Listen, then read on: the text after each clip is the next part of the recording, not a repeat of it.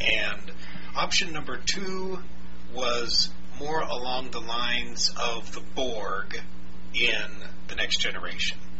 Are you familiar with the Borg at all? I know you've mentioned them before. They're Borg, robotic, and they want to take over. They want to assimilate everybody. Assimilate. Resistance is futile. They're biological and mechanical beings, and they improve their eyesight with little lasery beam things. And they don't really have like emotions or whatever. Right. It's just about replicating themselves and assimilating other civilizations, and it's all about technology. Yes, technology-based. Well, Ray Kurzweil, a futurist, and I forget what magnificent futurism things he's predicted, but he takes a look at Moore's Law. I'm assuming... What exactly is a futurist? Just somebody who makes guesses about the future? Yeah, I'd say so. Oh, I guess I'm a futurist. You're a futurist. I think, about stuff in the future. Well, let me ask you, you're a perfect person to answer this question, Kyle. Perfect. Moore's Law. Nobody says I'm perfect about anything. But. I'm assuming in computer science, you're familiar with Moore's Law? Yeah, technology doubles. Is that the correct one? Yeah. Started doubling every, I don't know how many years, and then it was, I remember at one point, technology was doubling every 5 years, and now it's doubling every 2 years, and sort of there's this asymptote, or maybe that's not the right term, exponential growth in technology that Ray Kurzweil, the futurist, says we're on our way to artificial intelligence. And at some point we won't need our physical bodies anymore because we would have figured out all of the things that Penrose says are kind of not possible and compute the things that are not computable to the point where it's all artificial intelligence. Compute the things that are not computable.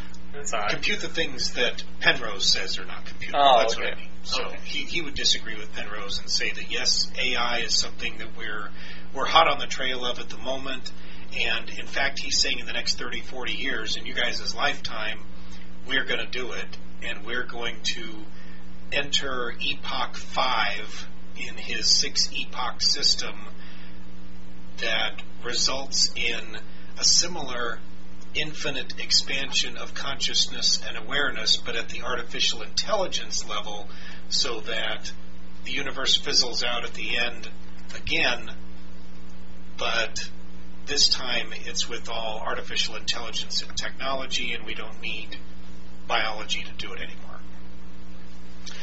I had thought option 1, the Traveler, and option 2, the Borg, were fair enough explanations for a UFO ET hypothesis. You could have Traveler types being able to teleport themselves or cause human awareness to have visions or to create things out of nothing in such a way that you could materialize objects, that the Traveler could do that.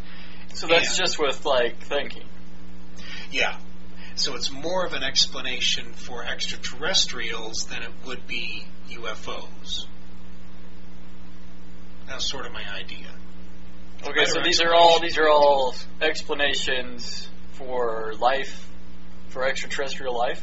Extraterrestrial life, and how do we explain UFOs and their sightings?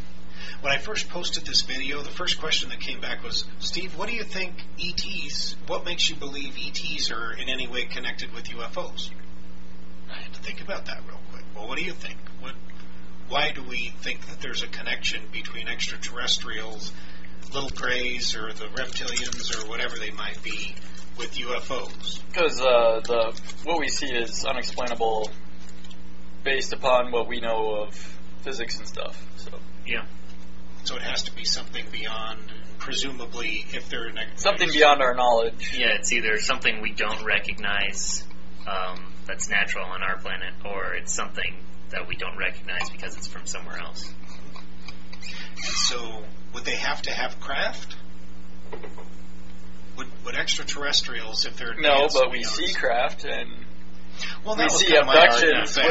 We have abductions, and crop circles. They all kind of correlate to each other, and people just kind of piece them together, and bam, there you go. Yeah, to a certain extent, there's some apophenia and pareidoia connecting in the same way Bigfoot was connected at one point to UFOs, which. Well, I was thinking. As I say, here comes John Squatch. Oh man, the John Squatch.